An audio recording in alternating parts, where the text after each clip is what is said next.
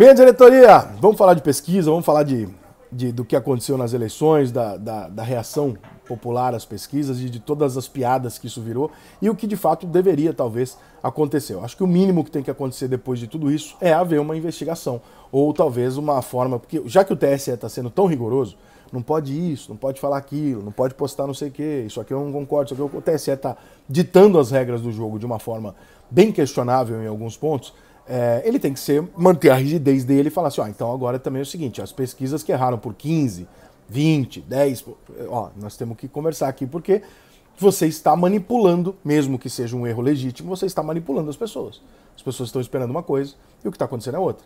A partir do momento que você não tem mais condição de entregar isso, ou você não entrega, ou você entrega, mas a gente vai colocar uns poréns aqui, porque a pesquisa que sempre nos guiou, hoje ela nos atrapalha. Se não houvesse pesquisa para o primeiro turno, muito provavelmente o resultado teria sido outro. Se não houver pesquisa para o segundo turno, talvez o resultado também seja outro. Pode ser mais para o Lula, mais para o Bolsonaro, diferente, tá? Mas é fato que ela mudou uma série de resultados para senador, para deputado, etc, pela indicação que ela faz com que as pessoas tenham aquele voto útil, que na verdade não é tão útil assim. No caso deste primeiro turno, eu consultei o pessoal de alguns institutos de pesquisa para perguntar o que tinha acontecido. E a resposta que eu recebi, padrão, foi uma desculpa que eu compreendo o lado deles, mas para mim é uma tremenda desculpa esfarrapada e sem sentido. Olha, nós erramos, na verdade, porque a gente não sabia que os votos da terceira via seriam mudados para Lula e Bolsonaro imediatamente, o que não é verdade, porque na verdade o Lula teve menos votos, né? E quem teria alguma lógica de ter mais votos do que o esperado no primeiro turno é o Lula e não o Bolsonaro. Por quê? Porque a indicação de que o Lula poderia ganhar no primeiro turno é uma indicação que diz pro eleitor o seguinte: você que vai votar na Simone Tebet ou no Ciro, não muda porra nenhuma você votar no Bolsonaro ou neles, porque o Bolsonaro não vai ganhar no primeiro turno. Mas se você quiser que o Lula ganhe, ou se você quiser votar no Lula no segundo turno, vota já no primeiro que talvez não tenha segundo turno. Porque o voto válido, ele não muda o valor dele se o seu outro voto for para Ciro, Bolsonaro ou Simone Tebet. Então quem correu para votar a mais foi o eleitor do Lula, não foi o eleitor do Bolsonaro. Porque não tinha nenhuma, não tinha nenhuma lógica em evitar o voto trocando de um para outro, né? No caso das terceiras, quartas, quintas vias. Então essa leitura para mim é um grande equívoco, para não chamar de grande lorota, tá? Todas as pesquisas nos últimos anos, comprovadamente, erram sempre enviesadas para a esquerda. Então, tem ali também uma dose, irmão, que ou o entrevistador, ou o instituto, tem que olhar assim, tem que investigar assim, tá? Tem que investigar assim, porque não é uma coisa aleatória, é sempre pro lado oposto. É sempre pro lado da esquerda. Então não adianta chegar e falar assim, não, olha só, são erros pontuais, não são erros de método, porque você não erra um método sempre pro mesmo lado. Você erra o método se você tiver sempre uma amostragem um pouco mais confusa. Está aumentando o número do erro. E aí tem uma explicação. E essa explicação para mim é muito justa. Que na verdade não é nem uma explicação oficial desses caras, mas de um amigo que eu tenho que é especialista pra caralho nesse assunto. E ele me disse isso não é hoje. Quem me acompanha já deve ter visto eu falar isso alguma vez. A explicação é muito aceitável. A explicação é, como você tem uma pesquisa feita por métodos convencionais, eu estipulo uma região, pego amostragens, tipo o exame de sangue que o Luciano Huck explicou. É aquilo. Só que aquilo não funciona mais. Por quê? Porque já não funcionava em 2018, por isso aqueles erros brutais. E piorou em 22 e vai piorar daqui 2 anos. Porque a sua formação eu vou voltar no tempo para você entender. A sua avó, quando ela formava a opinião de quem que ela ia votar, ela estava absolutamente influenciada pela vizinha, pelo padeiro, pelo moço da esquina, pelo marido. Era no meio de convívio dela. Então, por região, você tinha um resultado.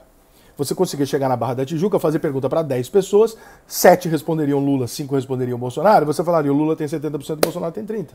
E você podia errar por um pontinho aqui ou ali, talvez mudasse uma pessoa e tal, mas é mais ou menos isso, é o cenário que você tem. Essa pesquisa é feita desse jeito mesmo que eu tô falando, tá? São 10 perguntas numa cidade, é isso mesmo. Eu falei Barra da Tijuca, é um bairro, mas as 10 perguntas são numa cidade.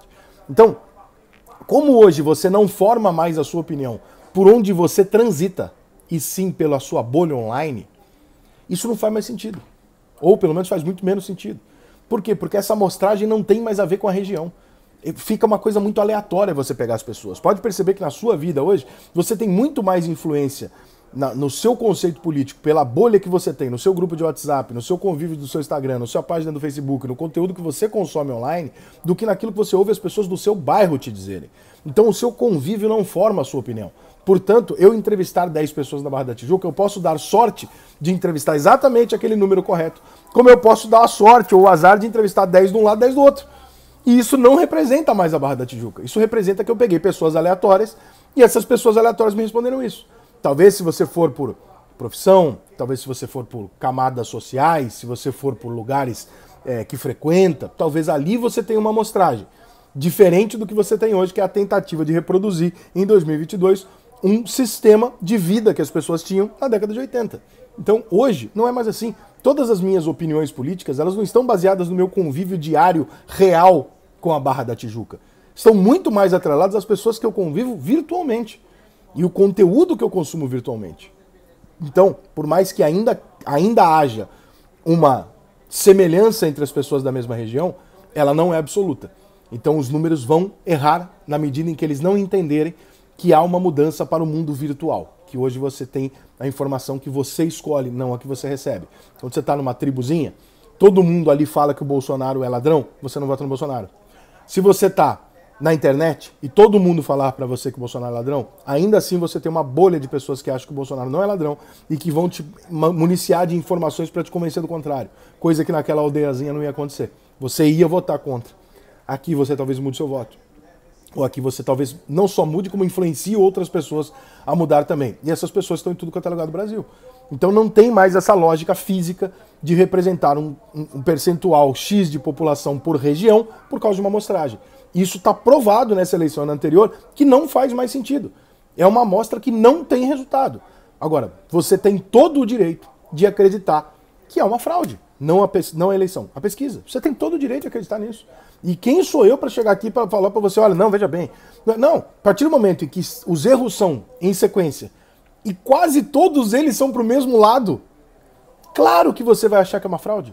Claro que você, direita, você esquerda, não vai achar, você vai achar que é isso. Mas óbvio que a pessoa à direita vai olhar e falar, peraí, cara, mas 90% dos candidatos de direita aqui, eles sempre botaram para baixo do que teve. E os de esquerda sempre para cima do que teve. Ou seja, tem um viés aqui. É a equipe que seleciona o entrevistado? Pode ser. É o olhômetro para selecionar o entrevistado? Pode ser. É um viés da empresa? Pode ser. É sacanagem? Pode ser, a gente está no Brasil. Então, eu acho que deveriam, por exemplo, primeiro, investigadas. Segundo, recolocadas da forma que vão fazer o trabalho. E terceiro, essa pesquisa vai ter o mesmo critério. Ela vai ser considerada uma empresa independente que, olha, estou fazendo meu trabalho, estou publicando, você gosta ou não. Também é uma forma de ver. Mas essa forma de ver tem que ser condizente com o fato do TSE estar permitindo que todos ajam dessa forma. A partir do momento que o TSE está chegando aqui falando assim, Rica, eu não concordo com o seu vídeo, tira do ar. Bolsonaro, não gostei do que você falou, tira do ar. Lula, você gostei desse, não gostei daquele. A partir do momento que nós temos esse regulador, então essa pesquisa é muito mais importante do que qualquer videozinho de candidato. Então o que vocês vão fazer?